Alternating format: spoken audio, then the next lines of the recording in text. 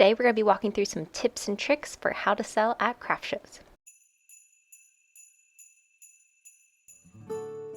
Welcome, I do sewing and DIY related content, and this is another Stitchmas video. So as you can see, stuffing is going to be helping us this whole time too, and I'm going to be talking about some tips and tricks to help you get started with craft shows, or just some items to take into account if you're going to be taking part in craft shows, craft fairs, anything like that. I used to sell at craft shows, so I'm excited to get started. So my first tip for you is to be sure you can do multiple payment methods, including a credit card. So this is an older version of the Square little device that allows you to accept credit cards. There are much newer ones now. I'm pretty sure this one wouldn't even work. But when you go to craft shows and you're selling there, you want to be sure that you can accept really any sort of funding that people would be able to give to buy your product. So you want to be sure that you are able to accept those credit cards, you have some cash on hand, including change, you have a way that you could accept checks if needed, and then of course today you could also do Venmo, PayPal, Zelle, really any of those things. The more options that you have for people though, especially when it comes to items like this, the better it will be so that you can get that sale and you don't have to turn customers away. I would also say with any type of payment method, be sure you're taking into account tax, either having that tax be added on after or including it into your price. That way when the show is all done, you are able to very easily know how much tax you need to pay to your state, and you're just keeping really good record keeping so that you are able to have everything on hand if needed. Now my second tip is to think about how you're going to be bringing in all of these items to the craft show. And what I mean by that is, as you can see when I was doing these dogs, they're very large once they're stuffed. So I would have these in big Rubbermaid boxes, and then I would also have some that were not stuffed that I would carry around in bags, and then I would bring some stuffing with me. Now these were actually from something entirely different. I did not use these at craft shows, but basically the idea would be that I would have a bunch that were almost ready of different designs, of different colors, in case someone came up asking, do you have a purple colored dog? I could look into the bag if it's not already made, and I could quickly make that for them without having to worry about having, like 50, 60 of these dogs available. It can be a lot to set up at craft shows, especially depending on where your location is within the craft show itself. So you really want to think about, how are you bringing your items in and out?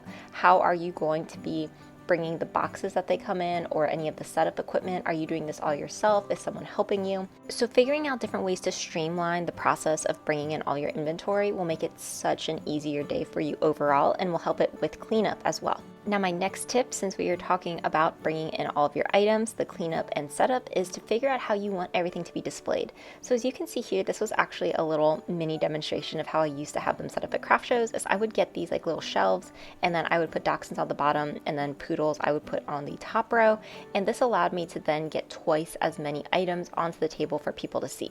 These little shelves, you can get them very easily, but really just think about different ways that you can have your products stand out and that they can be displayed so that it doesn't look messy and overly crowded, but you're also able to allow people to see the differences that you have.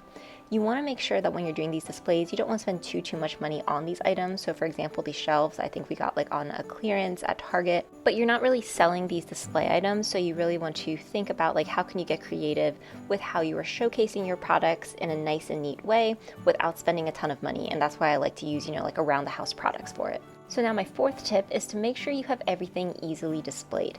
So what I mean by this is, you already have your products out, you have the ways you're going to be accepting payments. Maybe come up with little signs. So as you can see here, I had a sign for payment options, allowing people to know what I could take, how they could write a check to me if needed.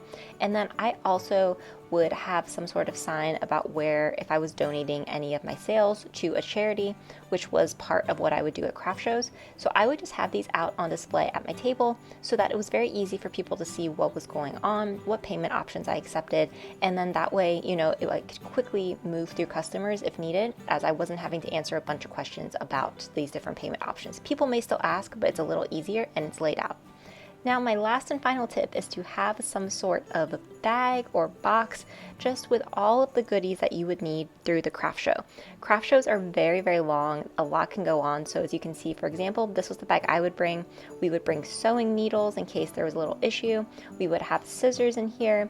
There would be tape, Kleenex. You can see we put like our credit card item in here. I would have different markers, pens. Then we would also include, like some little sewing things, little rulers. And then We also would bring things, for example, that like I may need. So as like Benadryl or Neosporin, especially if it was an outdoor craft show and we felt allergies could be getting bad. So I would just keep everything in this bag. And this was kind of like our go-to bag if we needed any other little items. And I highly recommend it as it was so helpful. We would also put snacks in here depending on how long the show was. It can be really good to have a plan for when you're going to be eating.